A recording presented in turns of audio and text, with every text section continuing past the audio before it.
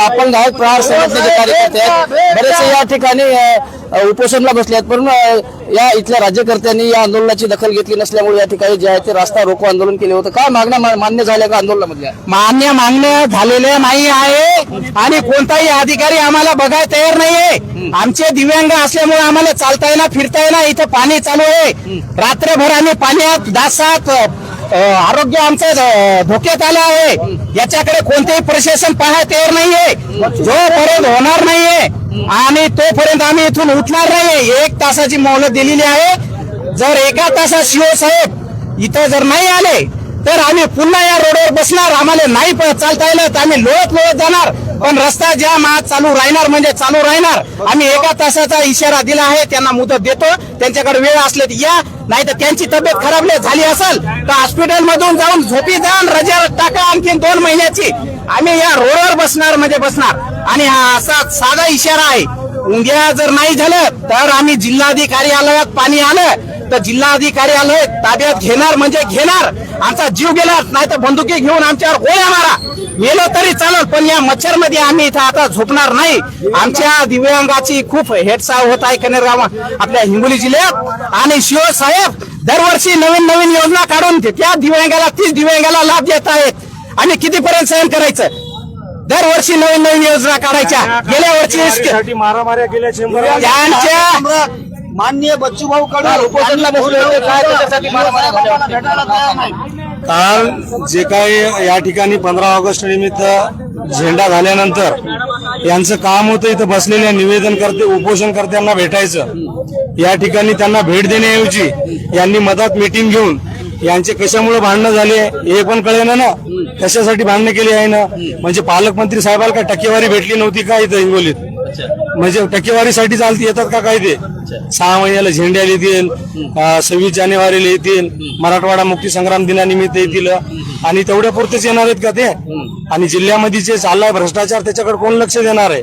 आमच्या हिंगोली जिल्ह्यातील नागरिक या ठिकाणी उपोषणाला बसलेत, त्यांना कोणी साधी भेट दिली नाही. या ठिकाणी 3 आमदार आहेत, 2 खासदार आहेत, ही पण मंडळी आली नाही. मग यांच्या मध्ये जे बघा झाल्या तर किरकिऱ्या ह्या टक्केवारीसाठी झाल्या तर बहुतेक. काय वाटतं टक्केवारीसाठी किती झाले वाटते का? हे बघा, या ठिकाणी जे लोक बसलेले आहेत हे सर्व पीडित लोक आहेत. इथं बसलेल्या प्रत्येक लोकांची जे 4 दिवसापासून इथं या ठिकाणी बसलेले आहेत, कोणत्याही पालकमंत्र्यांना असेल, आमदार असेल, खासदार असेल, कोणी यांची दखल घेतली नाही. त्यानंतर यांनी जो पुढचा मार्ग या ठिकाणी रास्ता रोकोचा घेतला होता. त्यानंतर आता पोलीस प्रशासनही याची दडपशाही करून या ठिकाणी त्यांना उठवण्याचं काम केलं.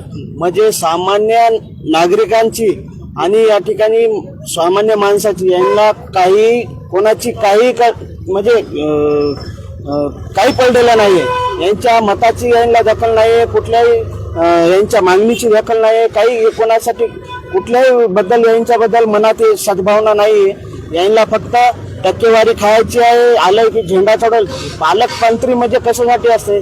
त्यांच्याकडे पालकतत्व दिलेलं असतं आणि ते पालकतत्व कशासाठी असतं की प्रत्येक माणसाच्या इथल्या जिल्ह्यातलं समाधान त्यांनी केलं पाहिजे. त्यांनी प्रत्येकाला भेट दिली पाहिजे, प्रत्येकाचं म्हणणं काय ते जाणून घेतलं पाहिजे होतं. मागच्या काळामध्ये वर्षाताई गायकवाड पालकमंत्री होत्या, झेंडा झाल्यानंतर प्रत्येकाची या ठिकाणी येऊन त्यांनी भेट घेतली, प्रत्येकाच्या मागण्या काय ते ऐकून घेतले होते.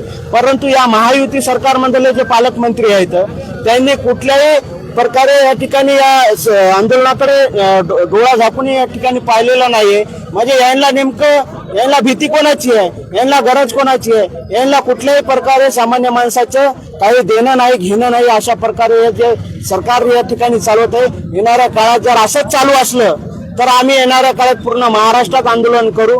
लवजी शक्ती सेनेच्या मोठ्या प्रमाणात या ठिकाणी स्मशानभूमीसारख्या मागण्या जर असतील आणि त्यांच्याकडे कानाडोळ्या करण्यात येत असेल तर लवजी शक्ती सेना असेल, इथले आमचे दिव्यांग बांधव असतील, प्रत्येक जण या ठिकाणी पूर्ण महाराष्ट्रामध्ये आंदोलन केल्याशिवाय स्वस्थ बसणार नाही. पोलीस प्रशासनाला विनंती आहे, आम्ही या ठिकाणी संयम बाळगून 4 दिवसापासून या ठिकाणी आंदोलनात आम्ही संयम बाळगून बसलेले आहोत. परंतु आमचा आता संयम तुटू देऊ नका अशी विनंती आहे. कुठल्याही एखाद्या लोकप्रतिनिधीला आम्ही या ठिकाणी बोलून आमचं समाधान केल्याशिवाय आम्ही स्वस्थ बसणार नाही. जर या ठिकाणी आमचं समाधान झालं नाही तर यापेक्षा उग्र आंदोलन आम्ही केल्याशिवाय राहणार नाही. या ठिकाणी पोलीस प्रशासन असेल, यांनी सर्वांनी या ठिकाणी समजून घेतलं पाहिजे. नक्कीच तुम्ही या आंदोलनामध्ये सहभागी झाला, परत तृतीयपंथी सुद्धा झाली होती. काय सांगणार आहात? काल परवा एक उपोषणकर्त्यानं स्टेटमेंट दिलं की राष्ट्रध्वजाला गोमूत्रानं साफ केलं पाहिजे कारण पालकमंत्र्यांनी ठरवलेलं आहे. काय सांगणार? नाही, पालकमंत्री तुमच्या माझ्यासाठी फक्त प्रोटोकॉल पाळत नाही, काही नाही. वर्षातून 3दा व्हिजिट देतात आणि तुमच्या माहिती त्याला जिल्ह्याचं काही झालं ना. ज्यावेळेस ते पालकमंत्री झाले त्यावेळेस त्यांनी स्टेटमेंट दिलं की मला छोटा जिल्हा दिला. बरोबर आहे? छोटा जिल्हा म्हणजे काय विषय? तुम्हाला जिल्हा छोटा असो का मोठा असो, जे इथली मायबाप जनता आहे त्या लोकांना तुम्हाला निवडून दिला, त्याच्यामुळे तुम्ही पालकमंत्री झालेले आहेत. हा, तुमच्या माहिती ह्या जर जनतेचा तुम्ही प्रश्न सोडत नसाल तर पालकमंत्री काय चाटाचे काय? हा, तुमच्या माहिती आज एवढे लोक जे आज उपोषणाला बसलेत, 4था-5वा दिवस आहे. हा, उपाशीपोटी बसलेत, त्याचे लेकरं बाळ घरी येतात, काय अवस्था असेल त्याची घरच्याची न्यायची, पण हे काय स्वतःसाठी बसलेले नाहीत. हा, ज्या ज्या आपले विषय स्वतःचे सगळ्याचे समाजाचे त्याच्यासाठी बसले होते. आणि कलेक्टर साहेबांना सुद्धा भेट दिली नाही, साधे तहसीलदार साहेबांना भेट दिली नाही. हा, आज रोजी मग यांच्यावर आज रास्ता रोकोची वेळ आली, रास्ता रोको करायला गेले की कलेक्टर साहेब आज यांना पुढे करत आहेत पोलीसवाल्यांना. पोलीसवाल्यांना आमचं काय घेणे? पोलीसवाल्याला हे करून आमचं आंदोलन चिरण्याचं काम हे आज तुमच्या माहिती कलेक्टर साहेब करत आहेत. फक्त तुमच्या माहिती आपला हिंगोली जिल्हा पुरा टक्केवारी चालला आहे. सर्वसामान्य जनतेवर लक्ष नाही, अपंग बांधवावर लक्ष नाही. काल तुमच्या माहिती मी कळमनुरी नगरपालिकेसमोर बसलो होतो अपंग बांधवांना घेऊन.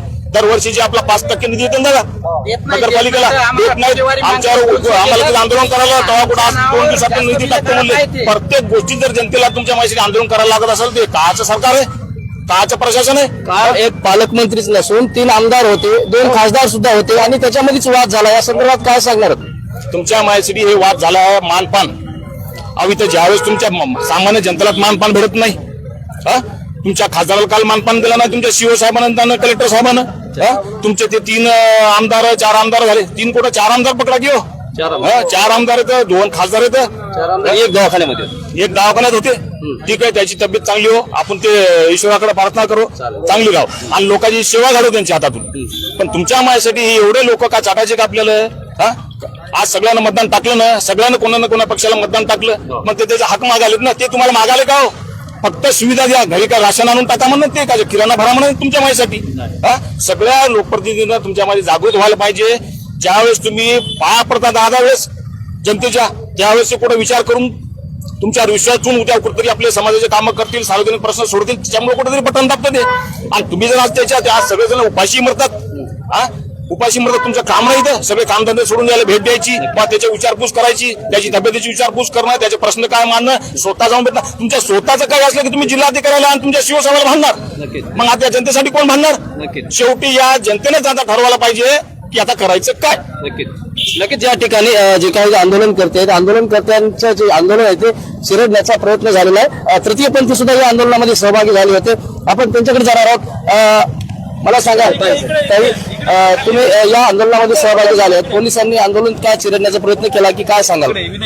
जे हिंगोलीकरांनी रोडवर आंदोलन केलं अपंग लोकांसाठी, त्यांचा या गोष्टीवर जाहीर लोखंडे भाऊन बोलवलं होतं मला आणि त्यांच्या बोलण्यावर आम्ही इथं आलो आणि अपंग लोकांसाठी आम्ही बी कधी पण त्यांच्या मागे पुढे आहे. नक्कीच अपंग लोकांच्या मागे पुढे आहेत. ताई, तुम्ही या आंदोलनामध्ये सहभागी झाल्यात, काय आंदोलन सक्सेस झालं की काय चिरडण्याचा प्रयत्न झाला? बोला तुम्ही बोला. काय नाही, त्या केलं आम्हाला 18 याच्यामध्ये असं म्हणून द्यायला आमचं नाकार नाही. मागण्या मान्य झाल्या? नाही मागण्या मान्य झाल्या नाही. परत तुमच्या मागण्या मान्य झाल्या? नाही. तुमच्या मागण्या मान्य झाल्या? नक्कीच या आंदोलनकर्त्याच्या कुठल्याही मागण्या मान्य झालेल्या नाहीत. परत या ठिकाणी जे काय पोलिसांनी बळाचा वापर करण्याचा प्रयत्न केला परंतु तसं काय झालं नाही. परंतु या ठिकाणी जे आहे ते आता आंदोलनकर्त्याशी जिल्हाधिकारी साहेब यांच्याशी चर्चा करण्यात असल्याचं बोललं जातं. परंतु जिल्हाधिकाऱ्यासोबत जर चर्चा नाही झाली तर परंतु पुन्हा एकदा आंदोलनकर्ते रस्त्यावर येण्याचा आग्रह करत आहेत. परत नाही, आता मी या ठिकाणी सांगितलेलं रस्ता रोको याच्यामध्ये सागितलेलं आहे की मी पुढील काय पाऊल उचलणार आहे ते, पण अजून अद्याप कुठले अधिकारी काय आलेले नाहीये. जिल्हा परिषदचे इंजिनियर साहेब येऊन गेले होते, ते म्हणजे आम्ही साहेबांना कळवतो शिवसाहेबांना, पण अद्यापही कुठले काही आलेले नाही. आता पुढील भूमिका मी डायरेक्ट जाहीर केलेली आहे. आता 2च्या नंतर बघू नक्कीच या ठिकाणी जे आहे ते 2च्या नंतर 2 पर्यंत जिल्हाधिकारी यांनी या उपोषणकर्त्यांना वेळ दिलेली आहे. प्रत्येक डिपार्टमेंटचा व्यक्ती जे आहे ते यांची समस्या सोडून घेण्यासाठी येणार असल्याचं कळते. परंतु जर या ठिकाणी प्रशासनाचा व्यक्ती जर कोणी आला नाही तर परत आंदोलनकर्ते रस्त्यावर येण्याचा या ठिकाणी आग्रह केलेला आहे. त्यामुळे नक्कीच या आंदोलनकर्त्यांच्या मागण्या मंजूर होणार का? मुळातच स्वातंत्र्य दिनाच्या पूर्वसंध्येला हे जे बसलेलं विविध मागण्यासाठी जे आंदोलन जवळपास या कार्यालयासमोर 14 टेंडाल उभे आहेत आणि या 14 टेंडालची मागणी मान्य करण्यासाठी, पालकमंत्र्याची आर्त हाक ऐकण्यासाठी, इथल्या राज्यकर्त्यांची आर्त हाक ऐकण्यासाठी, मागण्या मान्य करण्यासाठी या ठिकाणी जे आहे ते आंदोलनकर्ते बसले होते. परंतु या आंदोलनकर्त्याच्या मागण्या कुठेतरी मान्य केल्या नाही. राज्यकर्त्यांनी टक्केवारीसाठी भांडण केल्याचा आरोप या ठिकाणी आंदोलनकर्त्यांनी केलेला आहे. परंतु आता हे जे आहे ते आंदोलन आता चिघळले परंतु पोलिसांनी या ठिकाणी एक यांना समाधान असून जिल्हाधिकारी यांच्यासोबत चर्चा करणार असल्याचं बोललं गेलं. परंतु आता हे आंदोलन तुर्तास स्थगित करण्यात आले. परंतु नक्कीच या आंदोलनकर्त्याला न्याय मिळणार का हे पाहणं आता तितक्याच महत्वाचं ठरणार आहे. पादरा लोकपरिवर्तन न्यूजसाठी हिंगोलीवरून मी भगवान जाधव.